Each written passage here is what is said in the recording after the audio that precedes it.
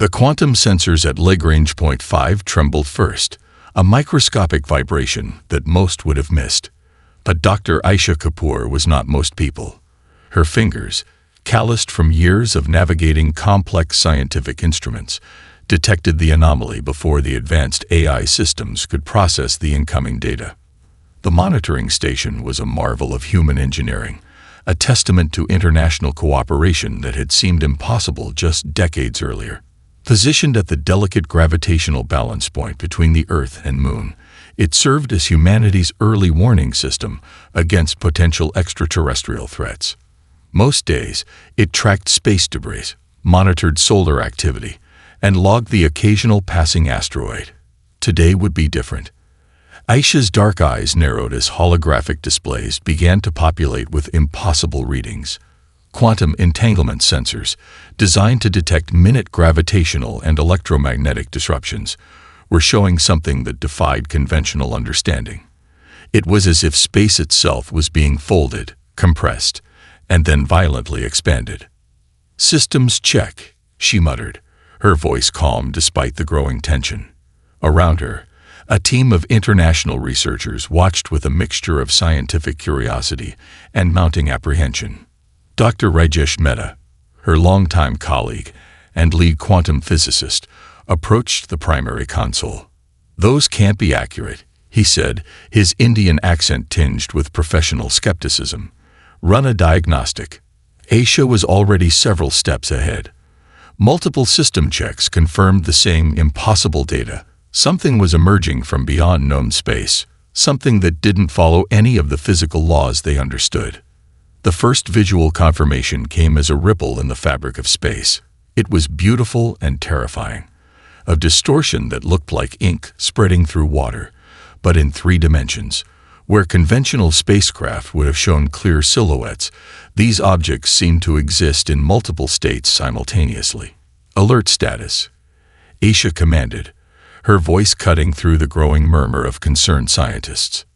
Automated systems sprang to life. A cascading notification protocol began, first through classified military channels, then to international space monitoring networks. Within moments, every major global defense center would be aware that something extraordinary was happening. The quantum sensors continued their frantic dance. What emerged was not a single ship, but a fleet, if one could even call it that. The vessels defied traditional understanding of spacecraft. They weren't constructed so much as grown, with organic lines that suggested they were living entities as much as technological constructs. Dr. Elena Rodriguez, a xenobiological expert who had been studying theoretical extraterrestrial life for decades, leaned forward. "Those aren't ships," she whispered. "They're more like organisms." Each vessel pulsed with an internal light that seemed to breathe, expanding and contracting in complex rhythmic patterns. They moved with a fluidity that suggested intelligence far beyond mechanical navigation. Quantum entanglement readings showed they were communicating, not through traditional radio waves or electromagnetic signals, but through complex quantum interactions that human science was only beginning to comprehend. Aisha's training kicked in. Years of scientific discipline fought against the rising tide of primal fear. This was first contact, a moment humanity had speculated about for centuries, but never truly expected to experience. The station's primary communication officer, Lieutenant Mark Andrews, broke the silence. "Incoming transmission," he called out, his voice tight. "But it's not like anything in our communication protocols." The message, if it could be called that, was less a traditional communication and more a complex quantum information packet. It carried data that seemed to simultaneously exist and not exist, a paradox that would challenge the most advanced human computational systems. Dr. Mehta's hands moved across the console, attempting to decode the transmission. "It's a pattern," he said, confusion evident in his voice. "Not language as we understand it, more like a mathematical structure that contains information about intent." What that intent was remained unclear. But the subtle vibrations of the quantum sensors told a story of something vast, ancient, and utterly alien approaching human space. In the next room, Emergency communication protocols were already activating. Military leaders would be convened, global defense systems placed on highest alert. But here, in this moment of first detection, it was still a scientific marvel, a pure moment of discovery. Aisha Kapoor understood they were witnessing something unprecedented. Humanity was about to have its understanding of the universe fundamentally transformed, and they had no idea what was coming. The first wave struck with a precision that defied human comprehension.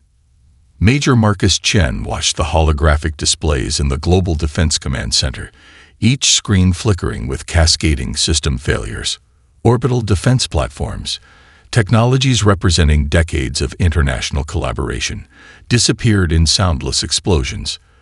The attacks weren't random. They were calculated, targeting critical infrastructure with surgical accuracy. Communication networks are fragmenting. Lieutenant Sarah Oliveira reported, her fingers dancing across multiple communication interfaces. Satellite links are going dark sector by sector. Marcus studied the attack pattern. These weren't conventional weapons. Energy signatures, unlike anything in human military archives, were carving through Earth's defensive layers. Each strike seemed to anticipate defensive responses before they could be implemented, as if the attackers were reading potential human strategies in real time. In the first 12 minutes, 17 major cities lost power. Communication grids collapsed. Transportation networks ground to a halt. But instead of panic, something else emerged. A collective resolve that had been forged through centuries of human challenges. Dr. Elena Rodriguez from the first detection team was now seated in an emergency response center, her expertise suddenly critical. These aren't random attacks, she explained to military strategists. Each strike is removing our ability to communicate and coordinate. It's surgical, deliberate. Universities emptied as specialists were recalled. Research centers that had been theoretical think tanks transformed into war rooms. Quantum physicists worked alongside cybersecurity experts. Engineers collaborated with linguists trying to understand the potential communication patterns of the attackers. At the European Space Agency's underground facility in French Guiana, a team led by Dr. Henry Laurent was already adapting. They had been studying theoretical defensive technologies, concepts that had seemed like pure academic exercises just hours ago. Now, those theoretical shields and adaptive communication systems were humanity's potential lifeline. We need to stop thinking defensively, Laurent told his team. These attackers expect us to react. We need to anticipate. In Tokyo, a group of network engineers began developing a distributed communication system that could function even if primary networks were destroyed. Using principles from mesh networking and quantum entanglement, they were creating a communication infrastructure that could survive and adapt. Marcus Chen understood the real battle wasn't just happening in space or on military fronts. It was happening in research centers, in universities, in the collective human capacity to innovate under pressure. The orbital strikes continued, but humanity was already shifting, transforming its entire societal infrastructure into a responsive, adaptive system. At the Advanced Research Projects Agency in Colorado, Dr. Aisha Kapoor was coordinating with teams across the globe. The quantum communication packets they had initially detected were now being analyzed as potential defensive weapons. If the attackers could communicate through complex quantum interactions, perhaps humanity could develop countermeasures using the same principles. We're not just defending, Kapoor told her international team during a secured quantum communication link. We're learning. Military bases that had seemed vulnerable transformed. Underground facilities, long prepared but never truly tested, became nerve centers of resistance. Each facility was now a potential launch point for counter-strategies, each personnel member a potential key to understanding and defeating the invasion. In Sao Paulo, a team of biotechnology researchers began studying the quantum data from the initial attack. They weren't looking at it as a military challenge, but as a complex biological communication system. Could they understand the attackers' methodology by treating their attack as a form of communication? Marcus watched as global resources realigned. Economic systems that had seemed rigid just hours ago now showed remarkable flexibility. Manufacturing centers retooled. Communication networks restructured. It was as if humanity itself was a living organism, responding to a threat by rapidly reconfiguring its entire structure.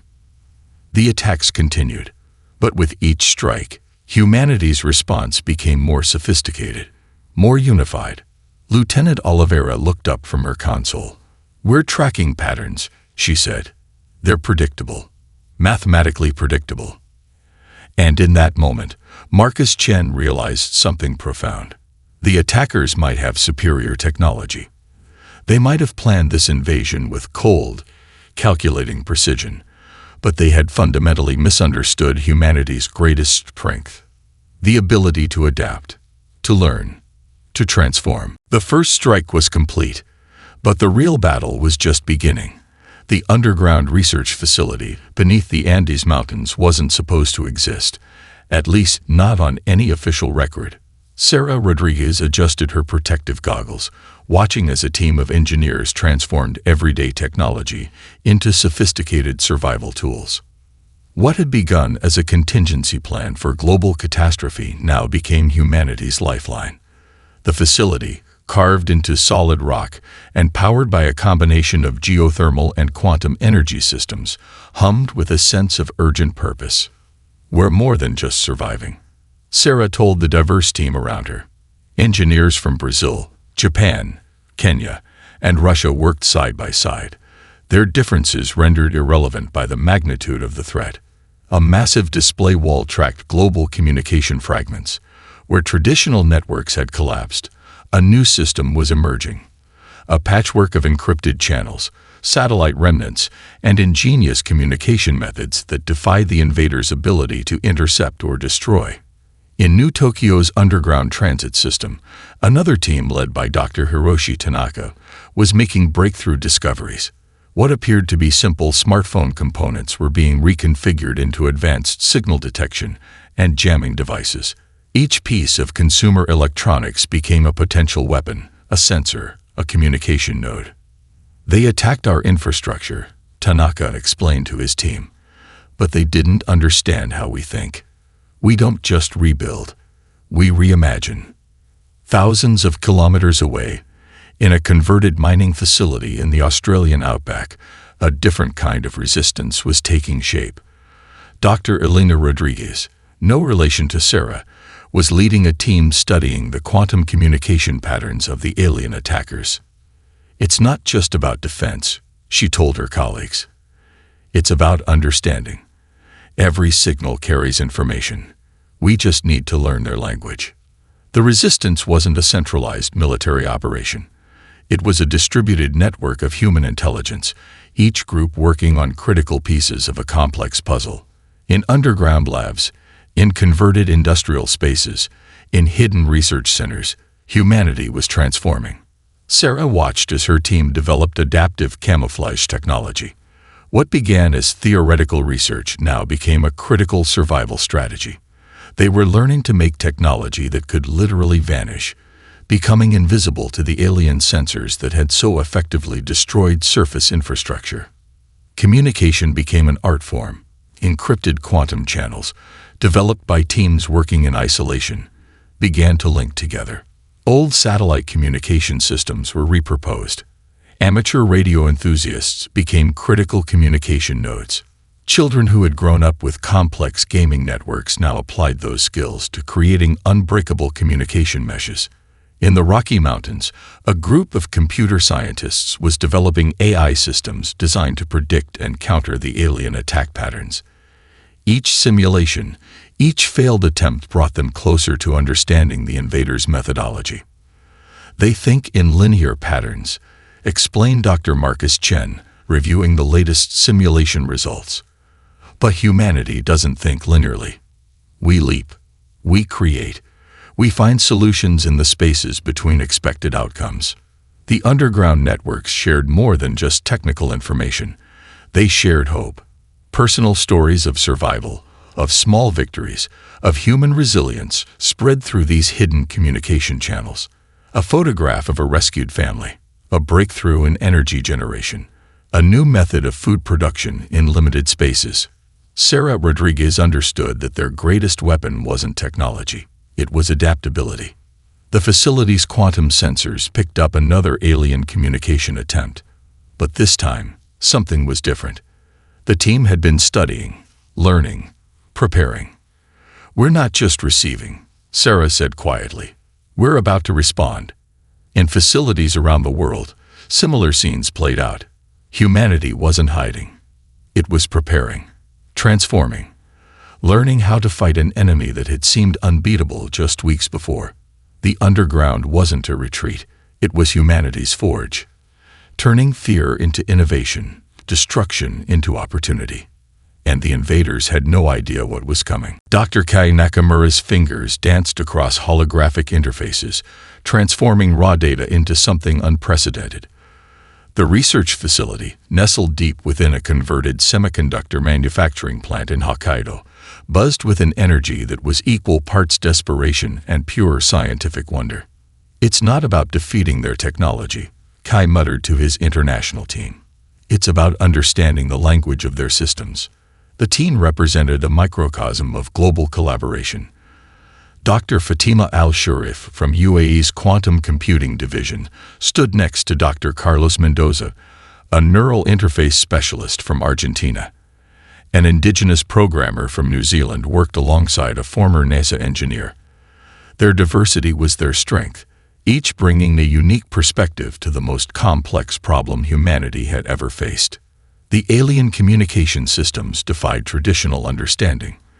They weren't just technological, they were almost biological, with information flowing like living networks. Where human communication relied on clear, linear pathways, the alien systems seemed to exist in multiple states simultaneously. Dr. Elena Rodriguez entered the lab, bringing new data from the underground resistance networks. Her eyes sparkled with a mixture of scientific excitement and strategic determination. "Look at this quantum signature," she said, projecting a complex holographic representation of the alien communication pattern. The image was beautiful. Fractals within fractals, information streams that twisted and merged in ways that seemed to defy physical laws. But to this team, it wasn't just a pretty display. It was a puzzle waiting to be solved. Kai's breakthrough came from an unexpected direction. A young programmer named Akira had been studying the communication patterns through the lens of biological neural networks. "It's not a technological system," Akira explained. "It's more like a living organism. We've been trying to understand it like a machine, but it's thinking." The team began to reframe their entire approach. Instead of trying to break the alien communication system, they started to learn its language. Machine learning algorithms developed to understand human languages were reproposed. Biological communication models from marine biology provided unexpected insights. In a converted research center in Brazil, another team was developing adaptive neural interfaces. They weren't just creating communication systems, they were building technologies that could think, adapt, and learn in real time. Dr. Marcus Chen joined the video conference, bringing military strategic insights. "The aliens expect us to respond with traditional defensive technologies," he said. "We need to be completely unpredictable."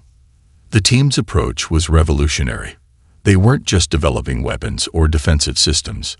They were creating living technologies that could evolve, adapt, and respond to threats in ways that were fundamentally human. A breakthrough came when Dr. Fatima Al-Sharif discovered a method to use quantum entanglement as a communication method. Traditional communication could be intercepted, blocked, jammed. But quantum communication existed in a state of simultaneous possibility. It could not be blocked without fundamentally changing its nature. "We're not just creating a communication system," Fatima explained. "We're creating a method of information transfer that exists between states of possibility." The team worked in shifts that blended into each other. Sleep became a strategic resource. Nutrition was optimized. Every moment was focused on solving the impossible challenge before them. Kai watched as their adaptive neural interfaces began to show something extraordinary. The systems were learning, not just processing. They were developing intuitive responses that went beyond programmed algorithms. "We're creating technologies that think like humans," Akira said quietly. "Unpredictable, creative, capable of lateral thinking." The alien attackers had made a fundamental miscalculation. They understood technological progression as a linear path. Humanity didn't progress in lines. They leaped. They imagined. They created solutions in the spaces between expected outcomes. As the day's research concluded, Kai looked at his team. They weren't just scientists anymore. They were humanity's first line of defense, not through force, but through understanding. The technological symphony was just beginning to play its first notes. The abandoned satellite network had been humanity's forgotten infrastructure, a constellation of obsolete communication platforms left in orbit after decades of technological advancement. Now they would become humanity's most unexpected weapon. Major Marcus Chen stood in the underground command center, watching as teams of network specialists prepared their most audacious plan. The room was a blend of military precision and scientific creativity. Young engineers worked alongside veteran strategists, their faces illuminated by holographic displays that mapped the alien fleet's communication networks.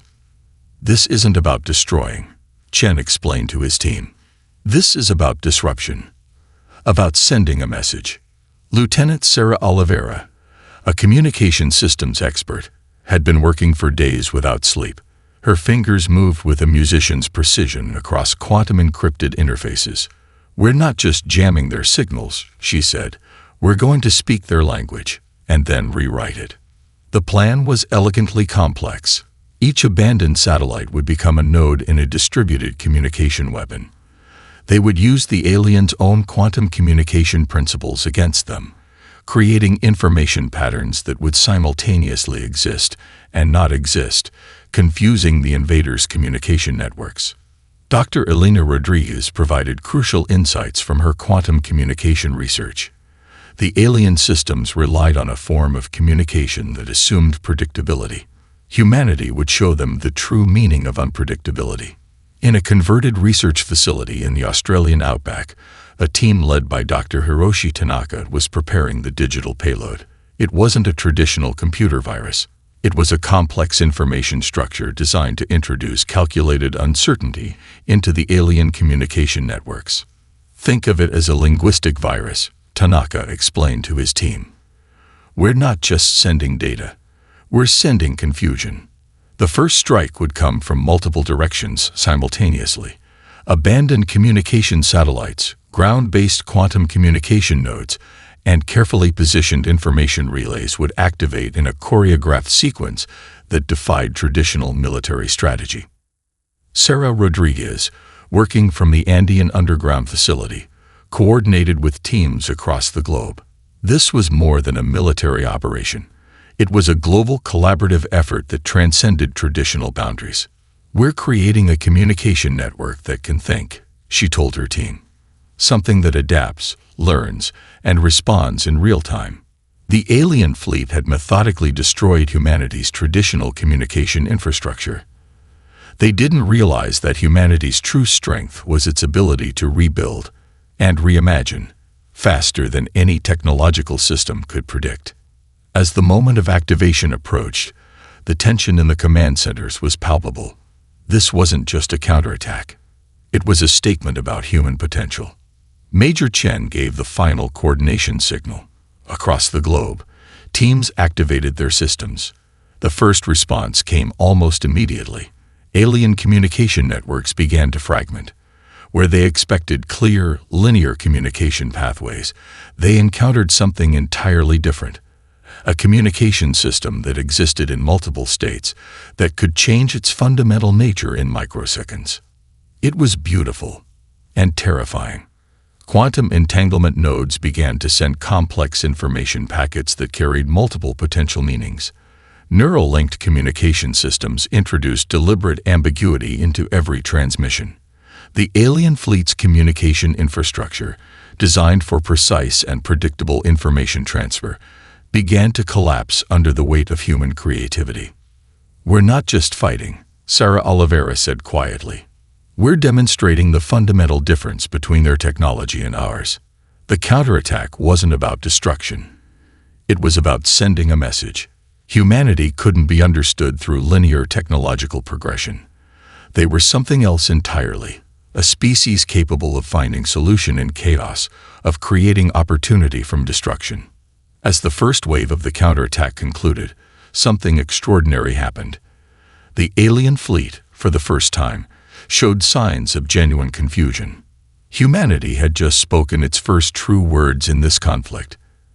And those words were, "We are not what you expected." Dr. Aisha Kapoor stood before a holographic representation of alien communication patterns, her mind racing with possibilities.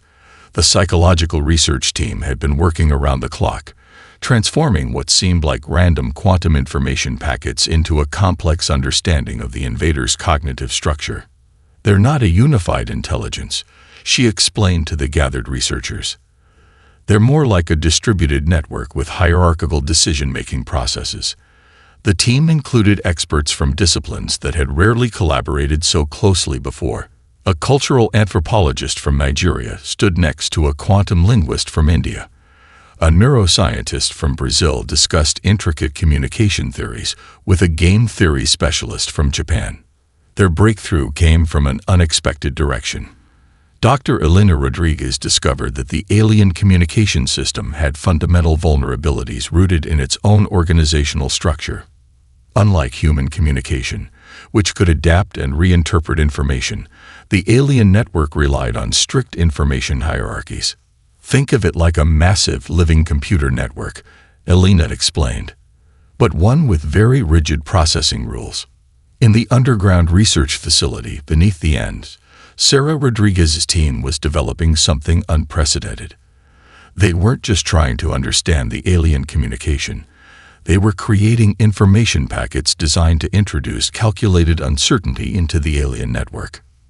Major Marcus Chen brought strategic insights from military intelligence. "We're not just fighting," he told the team. "We're engaging in a form of cognitive warfare that they cannot comprehend."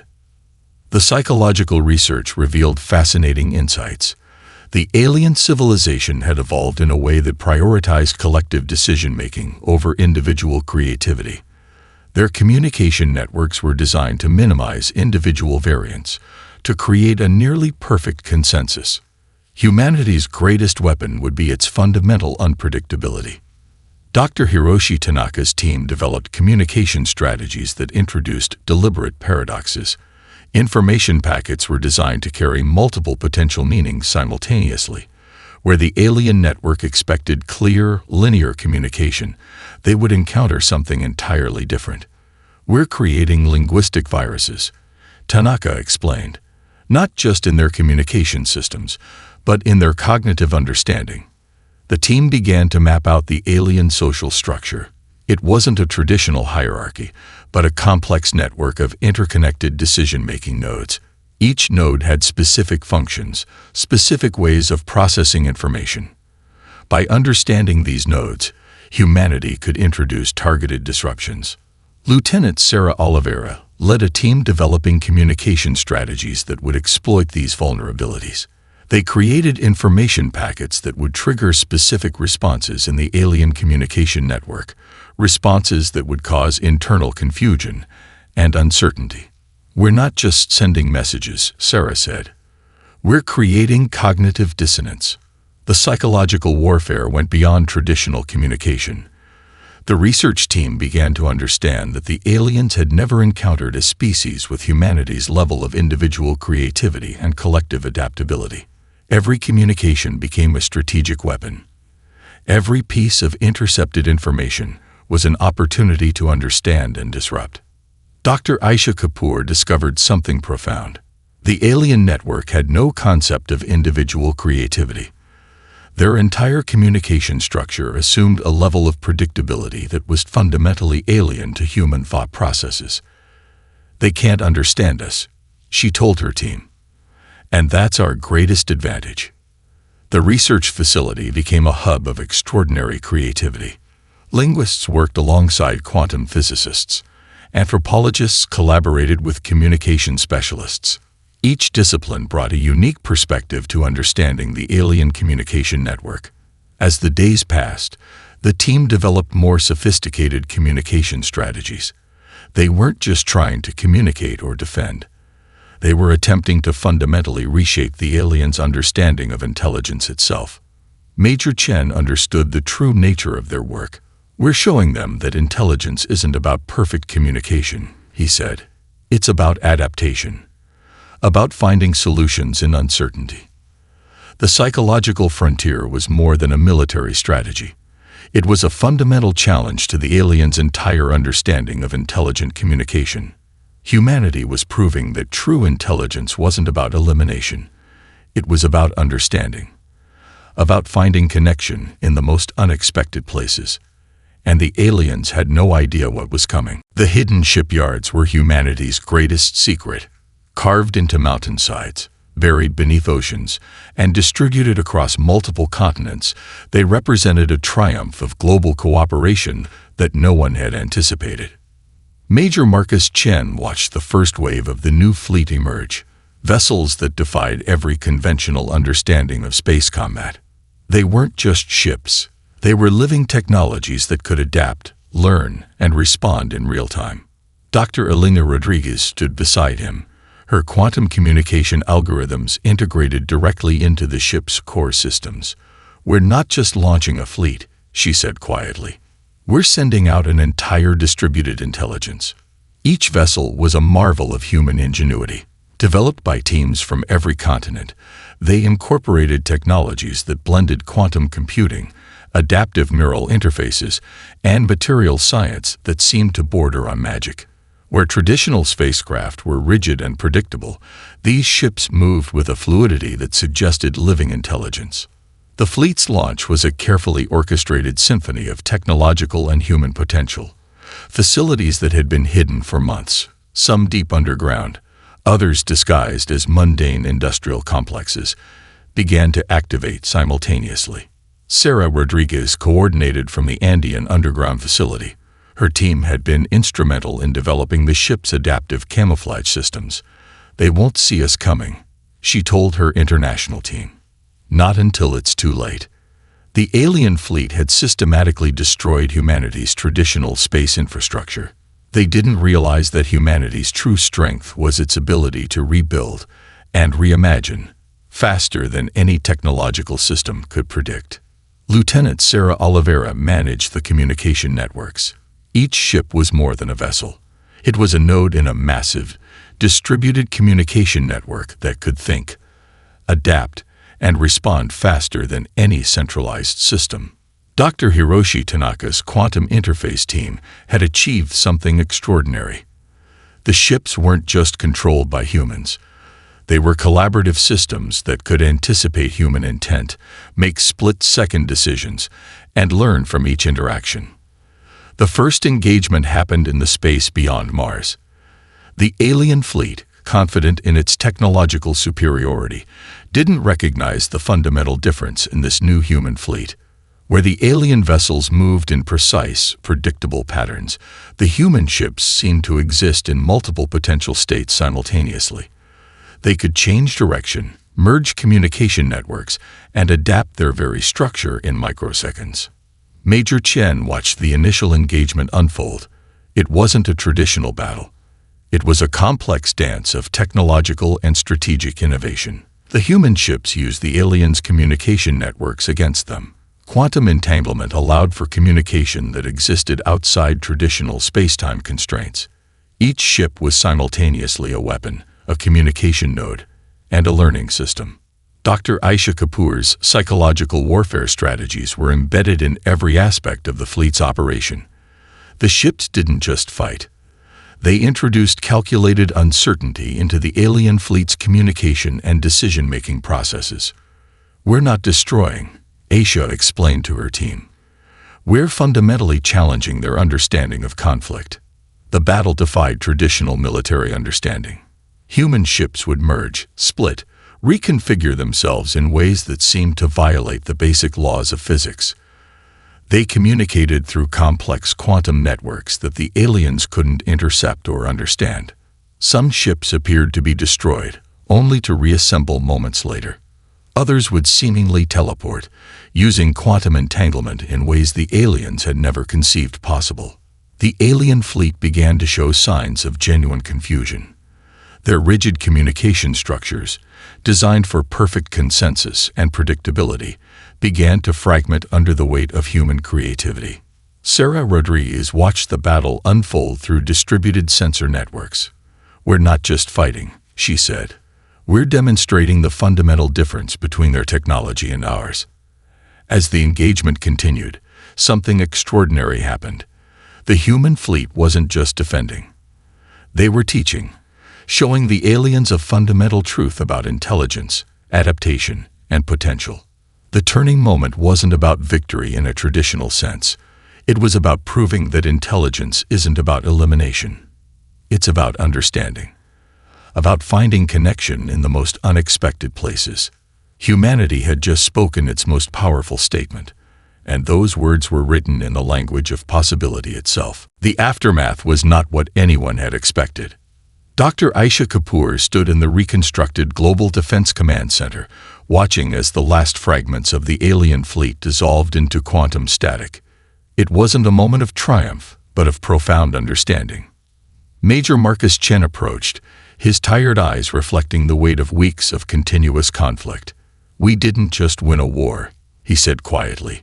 "We rewrote the fundamental understanding of intelligence." The global communication networks, once destroyed, now pulsed with a new kind of connectivity. What had begun as a desperate defense had transformed into something extraordinary, a distributed intelligence that connected humanity in ways no one could have predicted. Dr. Elena Rodriguez was analyzing the final communication fragments from the alien fleet. Their entire technological and social structure was unraveling, not through destruction, but through a fundamental challenge to their way of existing. They built their civilization on the assumption of perfect communication, Elena explained to her team. "We showed them that true intelligence is about imperfection, about adaptation, about finding meaning in uncertainty." The hidden research facilities that had sustained humanity during the conflict were now becoming something else. Universities, research centers, and communication networks that had been forged in the crucible of survival were reimagining human potential. Sarah Rodriguez looked out over the slowly healing Earth. The surface cities, once destroyed, were being rebuilt, but not as they had been before. Each reconstruction incorporated the lessons learned during the conflict. Adaptive technologies, distributed networks, a fundamental understanding that survival meant constant innovation. Dr. Hiroshi Tanaka's quantum communication teams were already exploring the broader implications. The technologies developed during the conflict weren't just defensive tools. They were a new way of understanding connection, intelligence, and potential. Lieutenant Sarah Oliveira coordinated the global communication networks. What had been separate systems were now a living, breathing network of human potential. Each communication node was more than a point of transmission. It was a point of collective intelligence. The alien invasion had fundamentally miscalculated humanity's greatest strength. They understood technology as a linear progression. Humanity saw technology as a canvas of infinite possibility. "We're not rebuilding," Marcus Chen told a gathering of global leaders. "We're evolving." The research facilities that had been hidden became centers of unprecedented collaboration.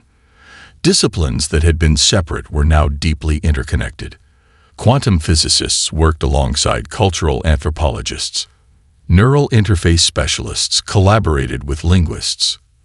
Every boundary that had previously defined human knowledge was dissolving. Dr. Aisha Kapoor understood the true significance of their experience. The conflict wasn't just about survival. It was about demonstrating a fundamental truth about intelligence itself. "We didn't just defend ourselves," she said during a global broadcast. "We showed the universe what it means to be truly alive, to adapt, to find potential in the spaces between what is expected." The technologies developed during the conflict began to transform every aspect of human society. Communication systems that could think, adaptive infrastructure that could heal and rebuild itself, medical technologies that could understand and respond to challenges at a quantum level. Sarah Rodriguez's team was already exploring applications beyond defense. The adaptive camouflage technologies could revolutionize environmental conservation. The quantum communication networks could transform how humanity understood connection and shared knowledge. As the weeks passed, something extraordinary became clear. The alien invasion hadn't been a destruction. It had been an invitation, a challenge to demonstrate the true potential of intelligence. Major Chen looked at the holographic displays showing the global reconstruction efforts. Cities were being rebuilt, but not as they had been before. Each reconstruction incorporated the lessons of adaptation, of collective intelligence, of finding potential in uncertainty. The final communication from the alien fleet was a complex quantum transmission that took teams weeks to fully decode. When they finally understood its meaning, it was both a surrender and a profound acknowledgement. They had encountered a form of intelligence that defied everything they understood. Dr. Elena Rodriguez summarized it best in her final report. "We didn't just survive. We demonstrated that true intelligence is not about elimination. It's about connection, about finding meaning in the most unexpected places." Humanity had spoken to the universe, and the universe was listening.